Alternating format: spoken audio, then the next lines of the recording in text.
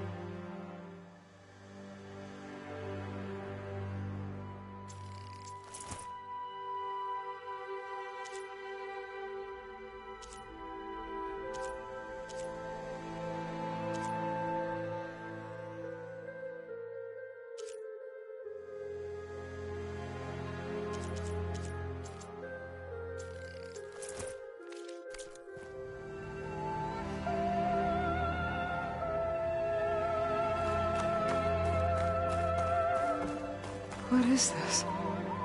Just a few favorites from my collection. Rescued and stored here just before I went off-world. Take a look, if you like. I'm curious to hear your impressions. My friend is dead. Beta and Gaia are gone, and you want me to look at old paintings? Don't be so quick to dismiss the comfort we can find in art, or the insight we might gain.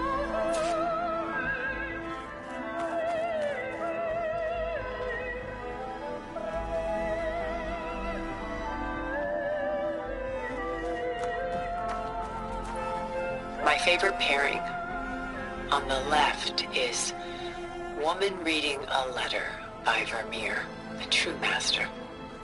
And on the right is a forgery, Woman Reading Music, which fooled experts into believing it was a priceless original. Early in my career, I became fascinated with such deceptions. Eventually, I developed scanning software that could detect fakes with unparalleled accuracy. Is that how you made enough money to buy your way onto the Odyssey? Oh no. I made my real fortune later. Why do you keep the forgery? I've always enjoyed studying the two side by side. Both painters capture light, color, and perspective. But what makes one a masterpiece and the other simply an imitation? The forgery looks... sharper? Good eye. The details are crisp, the contrast bold. It tells us more, and yet we feel less. What's in the letter? Who can say? What does the painting tell you? She's concerned.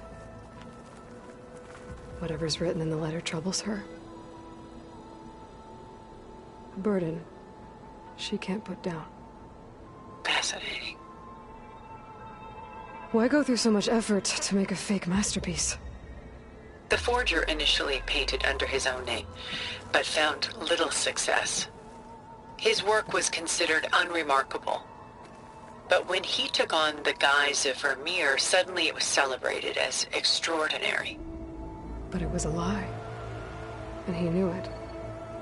Sometimes we struggle to glean what is real and imagined, even within ourselves.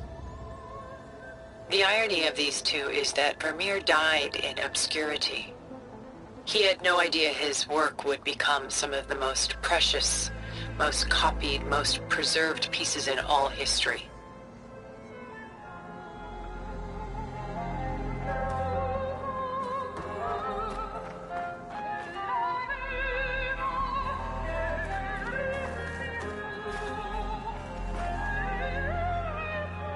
Selene and Endymion. She's the goddess of the moon, whereas he's a simple shepherd. Beside her is the god of love, Cupid. So she's sneaking up on him? More like visiting him in secret. The torch that Cupid bears represents Selene's undying infatuation with him. Though the two must remain apart, her love will forever burn. And why can't Selene and Endymion be together? Selene took a vow of chastity, promising to never take a lover. So when she fell in love with Endymion, she could only visit him at night while he slept. But then wouldn't she be breaking that vow? Think of it as a forbidden love. Though circumstance keeps them apart, still they find a way to come together, however briefly. Aren't Selene and Endymion cold? Perhaps we should move on to another piece. Shall we move on?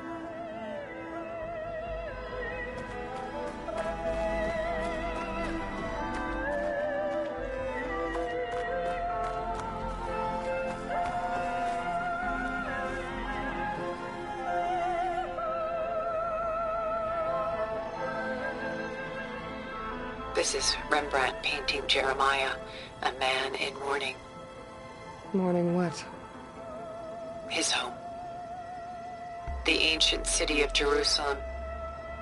He foresaw its impending doom, but could do nothing to prevent it. So instead, he saved its treasures from destruction, just as I saved these works. You could say we're kindred spirits. About Jeremiah. If he knew his home would be destroyed, why didn't he save the people? Why save those relics? He tried, but no one would listen to his warning, so he saved what he could. But how did he know? He was a prophet. He saw an army invade and destroy the city in a vision. So it's more like he calculated which side would win a battle. What matters is that he was right in the end. If not for him, all those wonders would have been lost forever. At least this way, some part of his world survived. You know what I like the most about this piece? Even though he's the sole survivor, his home in ruins, left with only the remnants of his world. The light keeps the shadows at bay. There's still hope. Precisely. Take as long as you like.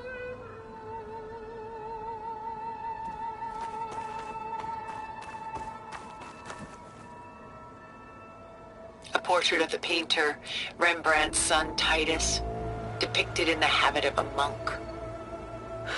I don't get it. Why would someone like you, with infinite resources, care about this painting of a boy in a hood? It's not the image itself, but the feeling it conveys. The face is bright and defined, but his eyes are downcast, heavy with misfortune. And the background seems to swallow all light. The painting is infused with a sense of loss. I guess I understand how the painter feels. Works of art such as these can often cause us to look inwards at our own lives. I'm sorry about your friend. Had I been able to intervene, I would have. But the risk of losing you as well was too great. Everything went by in a blur. I couldn't get to him. You know, long before holograms and focus recordings, people relied on art to memorialize their loved ones. Because of works like this painting, their lives are immortalized. Rembrandt had 4 children by his wife. All but Titus died shortly after she gave birth to them. She passed not long after that. Titus became the only family Rembrandt had. Which is why he painted him this way. Indeed. Then tragedy struck again. Disease claimed Titus at 26. It's almost as if Rembrandt painted the future, closing in on him.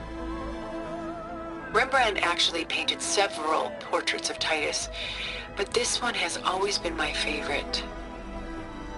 It's honest. What do you mean?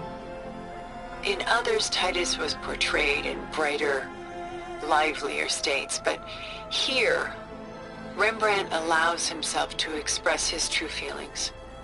Sorrow, fear, hope, love, laid bare on canvas for all time. I see this one resonates deeply with you.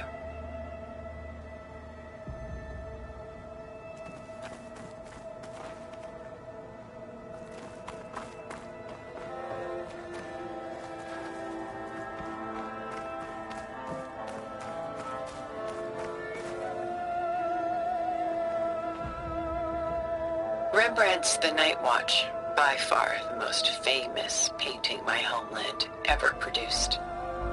It was commissioned to honor a militia made up of influential citizens. I guess you must have been an influential citizen. In my day. But not as influential as you've been in this new world.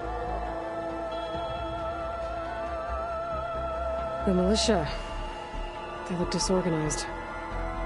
Where others painted such scenes in a stiff and stationary manner, Rembrandt chose to show them in action, preparing to march. He wanted them to feel alive. You can almost hear the commotion. Who's the girl in the painting? She's a strange one, isn't she? Bathed in light, though no one is paying attention to her. Many believe she's a symbol of the militia. A physical manifestation of their spirit, if you will. But she's not real? What's real in a painting? She's meant to represent the militia's virtue and victory. But I like to think they underestimate her. She looks as if she's seen something. What does she know? What secrets does she keep? There's so much detail to take in, isn't there?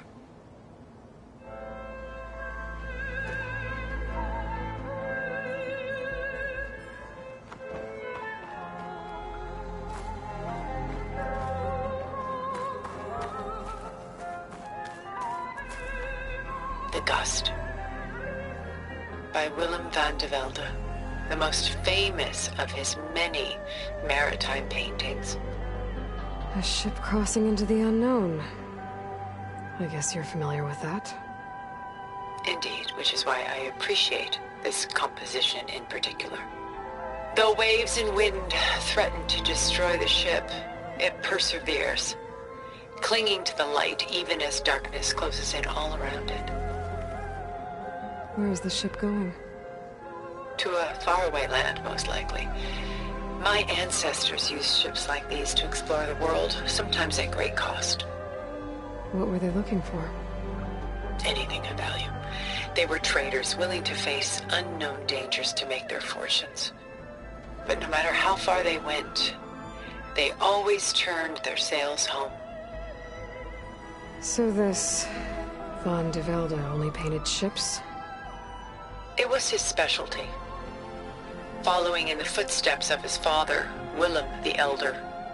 The two had quite a journey of their own, taking them all the way to the court of a foreign kingdom. Did they ever come home? No, but eventually their lives' work did. Take your time.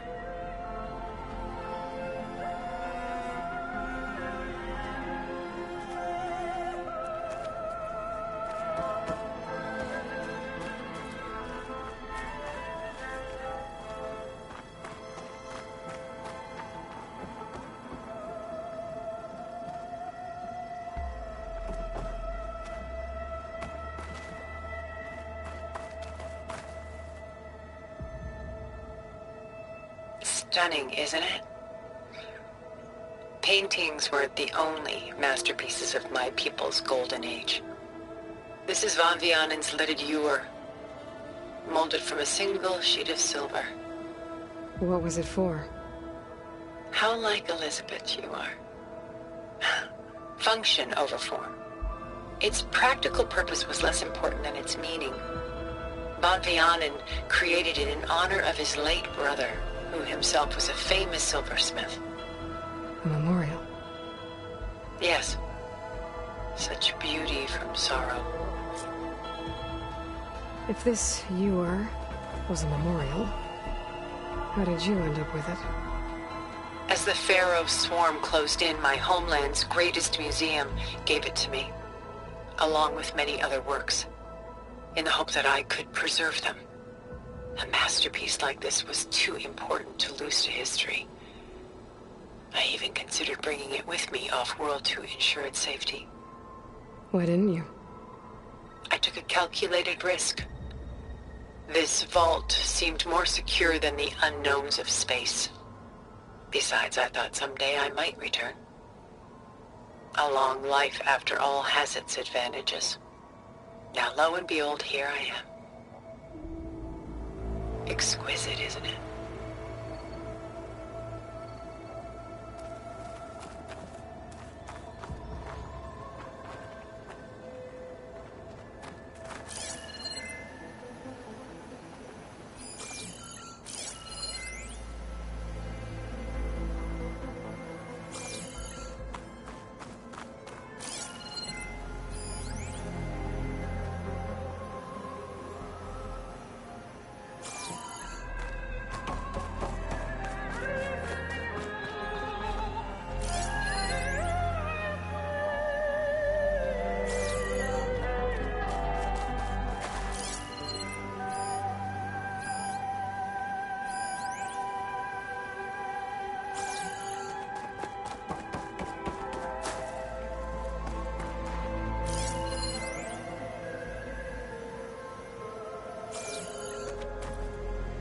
Pulling out her own hair. Out of madness, out of grief. It's hard to watch her suffer. I should move on.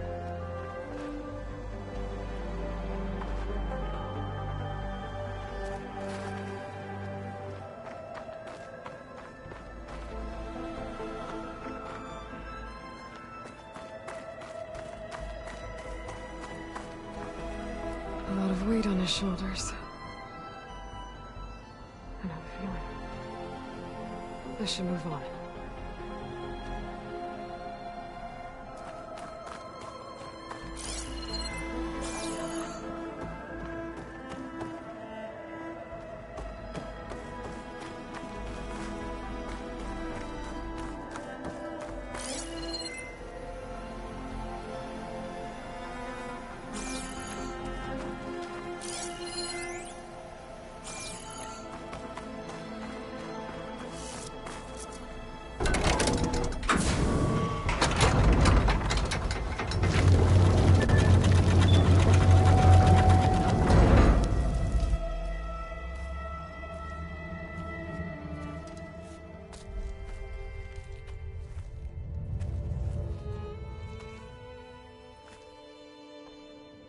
There you are. Feeling better? How did you find us? At the cauldron? And what did you do to everyone right before I passed out? All business, I see.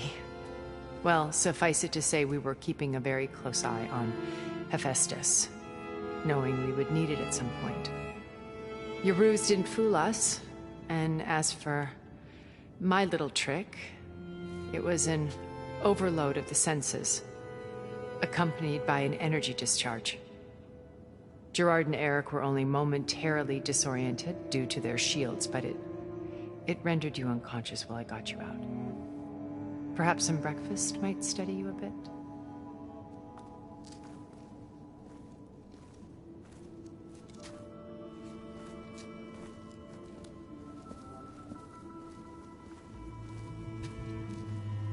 This was your house. The one you recreated for Beta, in the data channel you shared. How perceptive of you. Please, this way. After everything your people have done, you think I'm just gonna sit down and have a chat with you? They're not my people.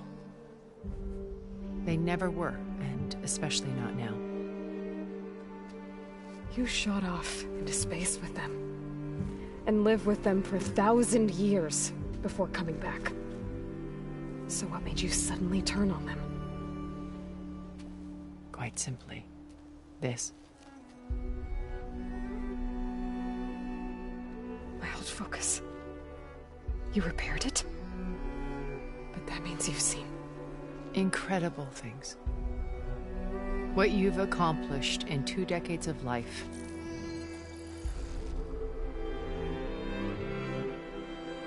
A 1,000 years at my back and I haven't even come close.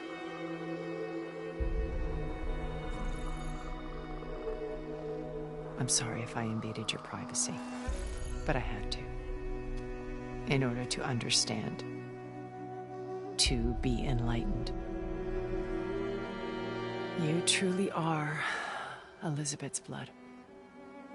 With her drive, her sense of mission, her integrity. Watching all this shamed me for the company that I've kept. Having seen it, all I want is to help you. even if it means stopping your friends? Especially so. Please, sit down.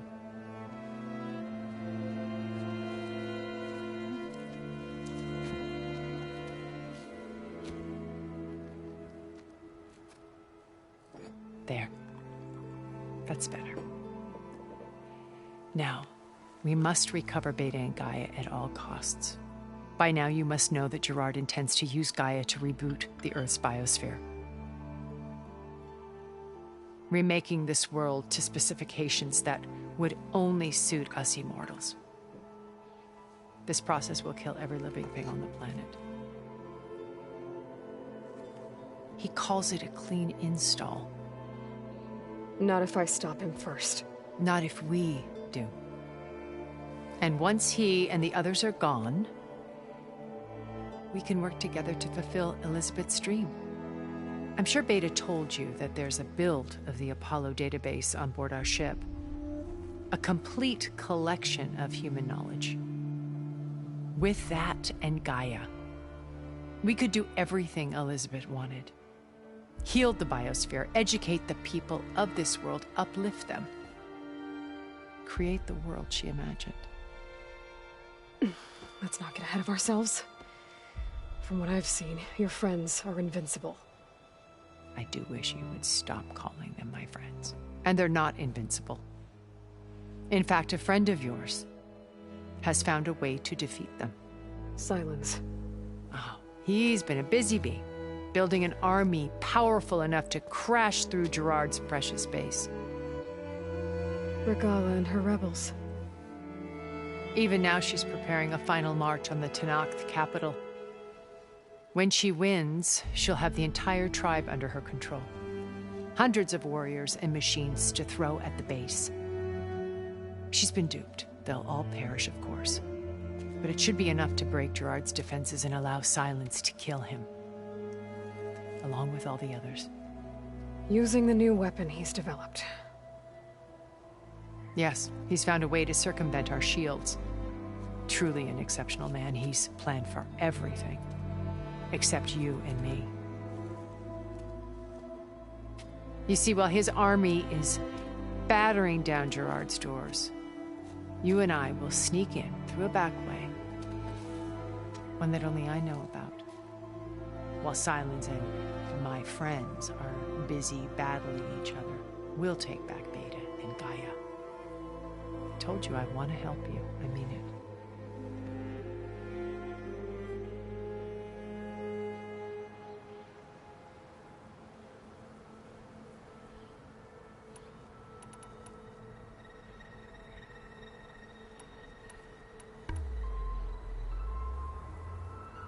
You said Beta is not in urgent danger, so what are the Zeniths doing to her?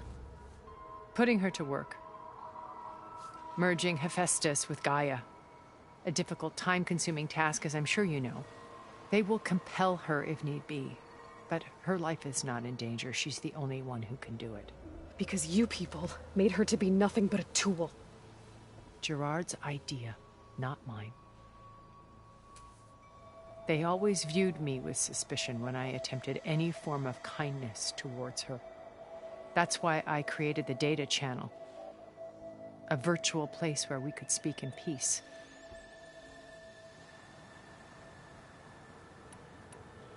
So this channel you shared with Beta, none of the other Zeniths ever found out about it?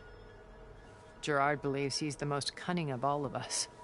Even after 1,000 years, he still can't imagine that I would outwit him. The channel allowed me to interact with Beta away from their mistrustful eyes. It offered us a chance to be ourselves. Until you cut off all contact. Yes.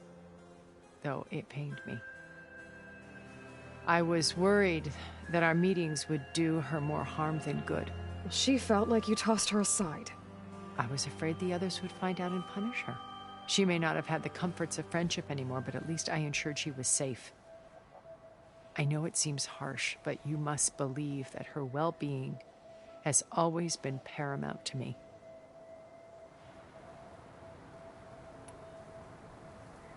Why did you make the data channel look like this place? I built this house as a shelter to weather any storm. A safe place. Not just for me, but for the art stored below. Cultural artifacts of incalculable value. Truly some of the greatest achievements of human civilization. And you wanted Beta to see them? Yes. Her upbringing was so cold and technical. I thought if she could experience Vermeer and Rembrandt, it would bring something else into her life. A heritage every bit as valuable as the scientific and technical data being drummed into her. I'm sorry I had to cut off contact, but I'll never regret sharing this house with her. She needed its shelter even more than I did.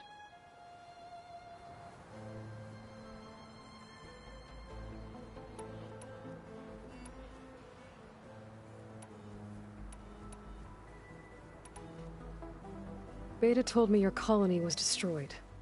That you came back to Earth because you had nowhere else to go. It's true.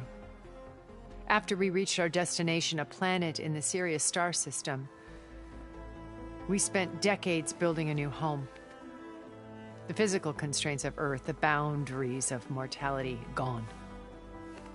To think of what we could have done with it. It might have been a utopia.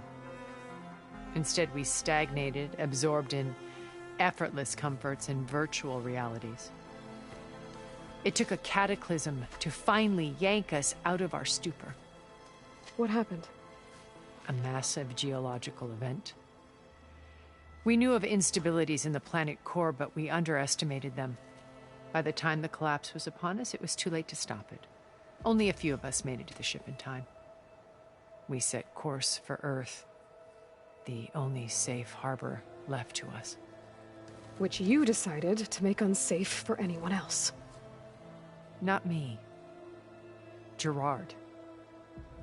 He believes it's better to wipe the canvas clean than work around the smudges. No more primitive tribes, no more combat machines, only a blank slate to do with as he pleases. But we will stop him. All we have to do is get into that base.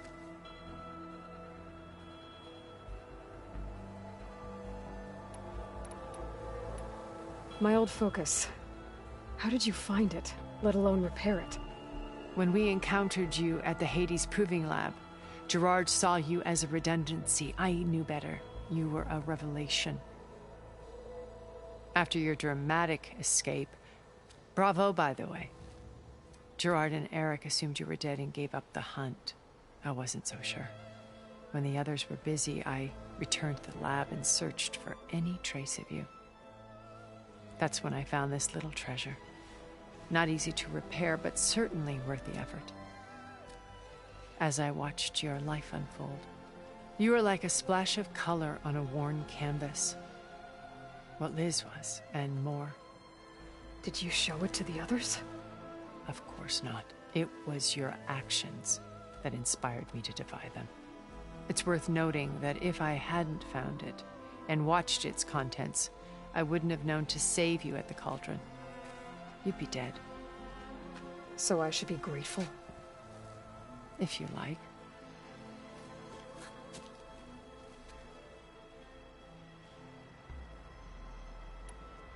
So you knew Elizabeth. What was she like? Liz was everything she was. I see in you. And more. Your ingenuity, your determination, your moral compass. You've managed to distill her greatest qualities and make them your own. I'm not asking about me. Tell me about Elizabeth. What was she really like? The honest answer is that I don't actually know. For all the time that I spent with her, she always kept a part of herself locked away. It was like that from the moment we met.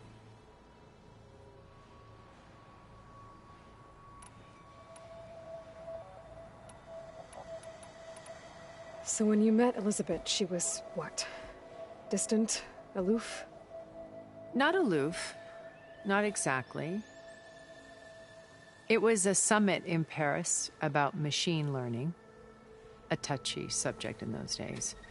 Because regulatory authorities were just starting to clamp down on AIs.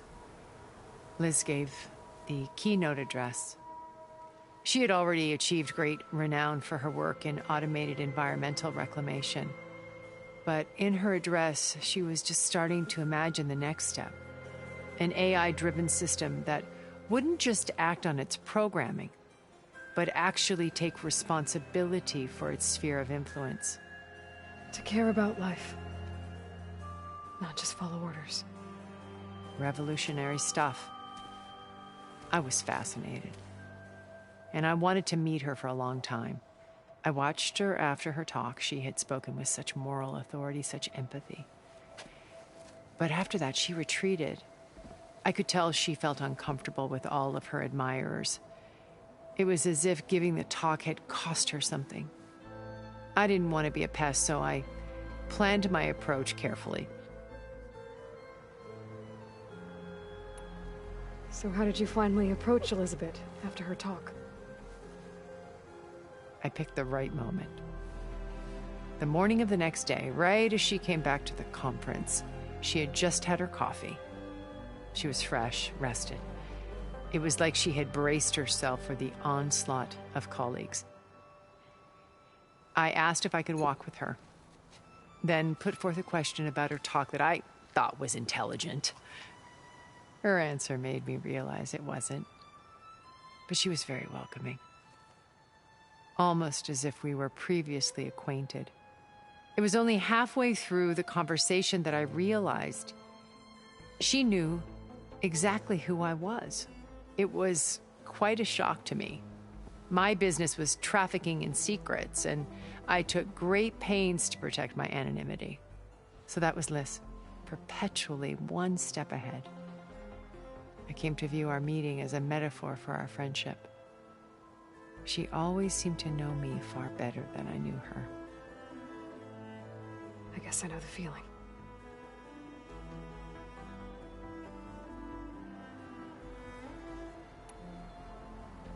So you know all about me. What about you? What would you like to know? Well, start with your life on Earth. When I was 8, terrorists flooded my home city. Thousands drowned, my parents included. I was one of the few who survived. My guardian sent me to boarding school. Among my peers, I was the strange girl, the orphan to be avoided. All because of circumstances beyond my control. Oh. So we're a lot alike, huh? Aren't we? You were an outcast. But you didn't let that stop you from getting what you needed. Neither did I. I climbed my way out of desolation and used my wits to build a fortune. First, from the technical analysis of art and the detection of forgeries. Profitable expertise in those days. But as it turned out, the software I developed was even more useful for counterintelligence.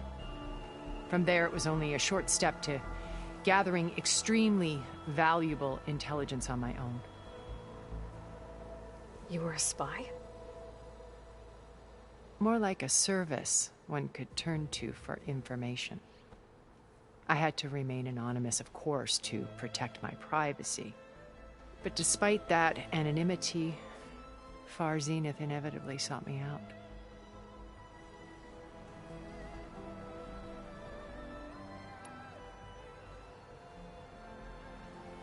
What happened when Far Zenith approached you? They painted an irresistible vision of humanity's future. One where we need not fear illness or death, where we explored the furthest reaches of the stars and thrived. It was only later that I realized that they only intended to bequeath this future to the rich and powerful. By the time I finally figured it out, the walls were closing in, Pharaoh's machines were devouring the earth. So I accepted Far Zenith's invitation to a berth on the Odyssey. I wanted Liz to come, but she had nobler plans, as you well know.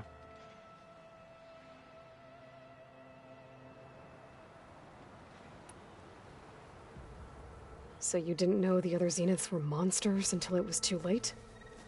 I knew some of them were, certainly.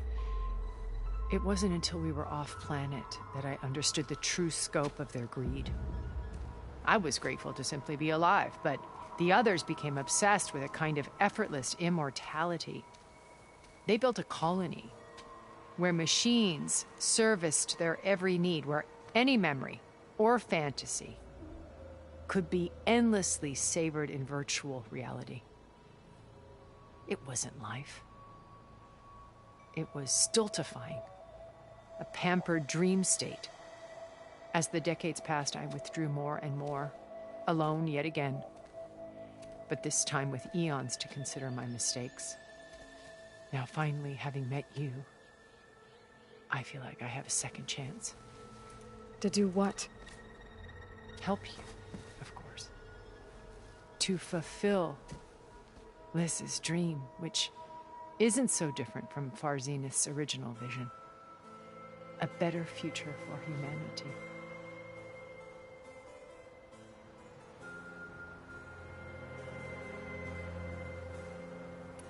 What exactly is your plan to sneak into the Zenith base? We will make use of a lesson I learned from an early age. Always know your exits.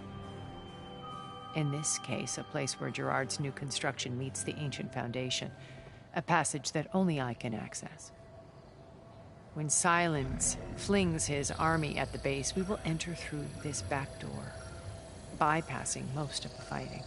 The distraction will provide us with a window in which to rescue Beta and Gaia.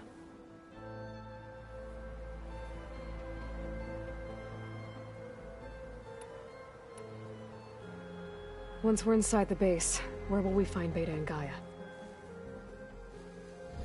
Here in the command center. By then, Gaia will have been reunited with all of its subordinate functions, including Hephaestus. What about the alpha build of Apollo on your ship? A simple matter of recovery once the others have been dealt with. With that in hand, we'll have everything we need to make this world as it should be.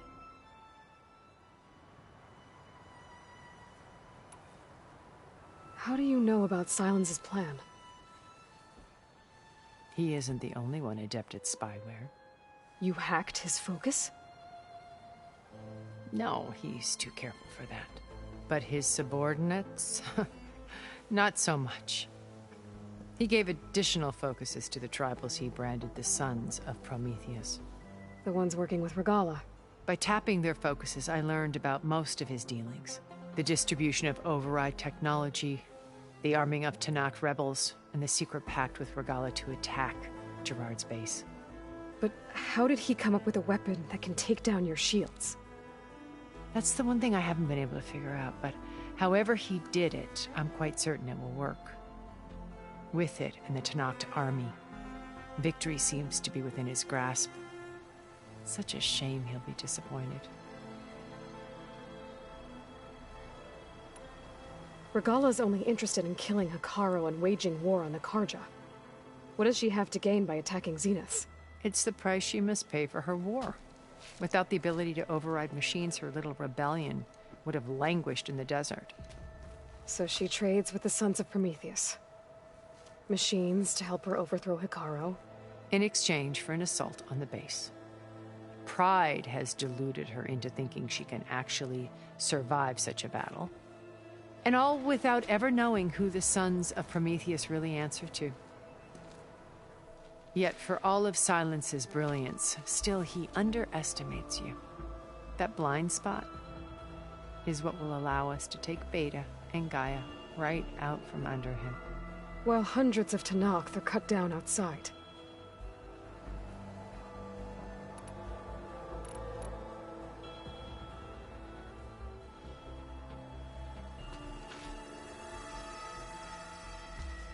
First Varl. Now Hekarro and the Tanakh. Your plan would wipe out an entire tribe. There has to be another way. We are in an admittedly desperate situation, but I assure you there isn't. Remember Zero Dawn. Elizabeth's sacrifice. Sometimes many have to die for a new world to grow. If it looks impossible, look deeper. Wait. The data channel.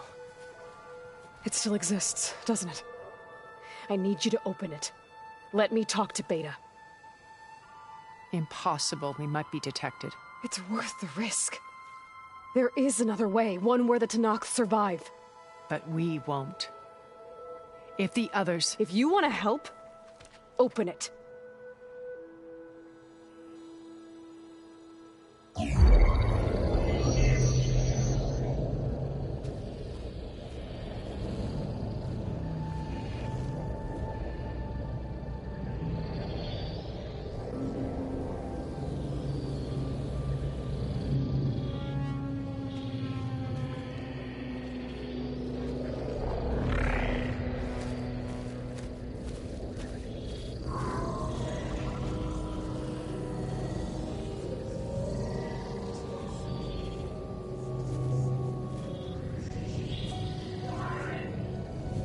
What are they doing to her?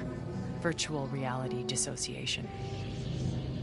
The manual merge of Hephaestus will take hours upon hours of tedious micromanagement. If she resists the work, they run simulations to induce feelings of isolation and despair. Beta, can you hear me? You're alive. They're watching me. I can't hold up this extra protection for long. You should have killed me. No. No, look at me. I'm coming for you. I promise, okay? I just need you to hold out a little while longer and work on the merge.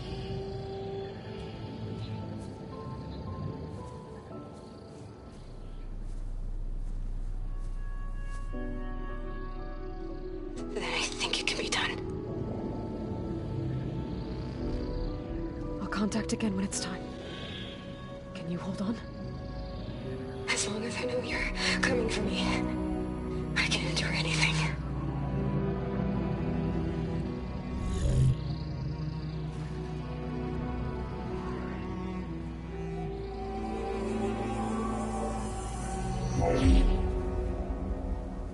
All right. I did as you asked. Now I think you need to tell me what you're planning. I'm going to take Sylens' army away. I don't need it. Only the weapon he made to penetrate your shields. And how do you propose to get it? Ask him nicely? Without Regala and her rebels, he won't have a choice. We'll be his only option. Only option for what? What did you tell her? That is between me and my sister. Will be Sylens' only option for crashing that base. I'll tell you the rest later. But first, there are a couple of things I have to do. Oh. And what are those? Lay my friend to rest. And then I'm going to use the override that Beta gave me at Gemini to put an end to Regala's rebellion. From the air. Wait. Since you insist on doing things your way, I know of something that will truly help you make a grand entrance with the Tenakth. The ancient Horus Titans still possess electromagnetic energy cells as part of their arsenal. Drop one of those on Regala's army and they'll receive quite a surprise.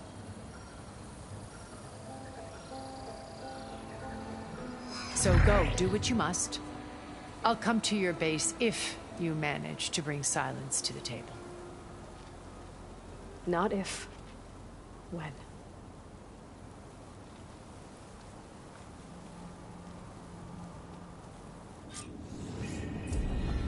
Erend, are you there? Aloy! Aloy, is that really you? Yeah, it's me. Where's everyone else? We're all... we're back at base. What happened? It might be easier to explain in person. I'll try to join you there when I can. Okay. We'll wait here for you. It's good to hear your voice, Aloy.